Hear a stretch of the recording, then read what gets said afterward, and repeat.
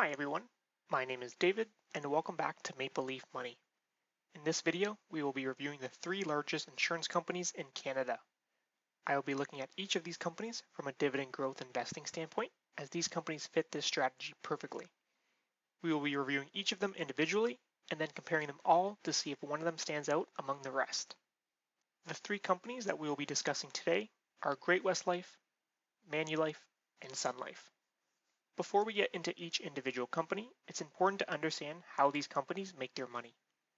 Although all three are Canadian companies, they do also operate their businesses in the US as well as internationally. They all offer insurance coverages as well as asset management solutions to both businesses and individuals. The individual insurance side of the business would cover things such as life insurance, health insurance, and travel insurance, and then they also offer investment products for individuals as well. From the business side of things, you might be familiar with these companies as your group pension or group insurance might be through them. Because of all of this, it's fair to say that these companies are positioned well for continual future growth. The first company that we will be looking at is Great-West Life, ticker GWO. We can see that the current stock price is $38.18, giving it a current starting yield of 4.47%, which is a very decent yield to start off with. We then see a market cap of $35.49 billion, showing how much the company is currently valued at. We then look at a PE ratio, and this is the price to earnings ratio where we measure the company's stock price against its earnings. Therefore, the lower the number, the better.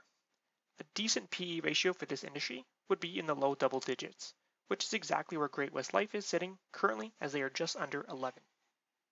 Next, we will look at the company's payout ratio, which calculates how much of a company's earnings are being paid out as dividends. This is an important metric because if a company has a high payout ratio, then that means they may need to cut their dividend, and they also might not be able to grow their dividend in the future. Ideally, you want a payout ratio below 50%, and below 30% is even better, as it shows the company has a lot of room for dividend growth. Great-West Life is currently sitting right around the 50% mark. Another thing to look for is how much a company is growing its dividend year over year. For this, we use the 5-year average dividend growth rate, which shows us how much a company is increasing its dividend on an annual basis. Therefore, the higher the better. You can also think of this like getting a raise at your job for just simply holding the stock, and most jobs are not increasing your income by 6% per year. For this metric, I would say you want to try to find a stock with at least 6% dividend growth rate, as this will set you up nicely for the future. And Great-West Life is just hovering over the 6% mark. The last metric we will be looking at is the price to book ratio. This ratio compares the cost of a stock to the value of the company if it was broken up and sold today. Therefore, a ratio of 1 would indicate that a company's current valuation is exactly equal to its assets minus any debts. Therefore, in this metric, the lower the number, the better. A ratio higher than 1 is not bad, as it just means the stock price is pricing in future growth. Great-West Life currently has a price to book ratio of 1.65, which is the average for the industry. The next company up is Manulife, ticker MFC.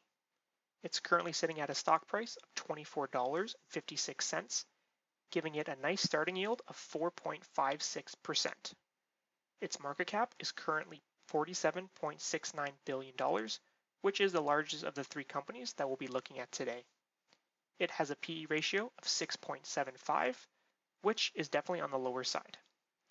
It also has a payout ratio of just over 30%, which again is great to see, as it means they have lots of future room for dividend increases. Its 5-year average dividend growth rate is just over 10%, which again is really good to see, as that means lots of future raises could be possible. And lastly, it has a price to book of just over 1, which is a lot lower compared to what we just looked at with Great-West Life. The last company we'll be looking at is Sun Life, ticker SLF, currently sitting at a stock price of $65.02, giving it a starting yield of 3.38%. Although this is the lowest of the three stocks, it is still a decent starting yield. Its current market cap is $38.22 billion, with a PE ratio of 11.45. It has a payout ratio of 38.74%, which is still nice and low, and has a 5-year average dividend growth rate of just under 8%, which again is good to see. It does have a price to book of 1.69, which is the highest of the three that we're looking at. If we review the companies side by side, we can definitely see that one of these companies stands out among the rest, and that would be Manulife, as we can see that it's definitely leading the way in starting yield, lowest payout ratio, highest 5-year average dividend growth rate, lowest PE ratio, and lowest price to book ratio. And that is why my top pick is Manulife, which I'm currently invested into and continue to add to my position. If you want to see more, I did just release a video about my dividend growth investing journey. However, that is just my opinion. I want to know who would you pick and why, so please let me know in the comments below. If you've enjoyed the video, please consider subscribing as it would help out my new channel tremendously, and I will continue to post similar content.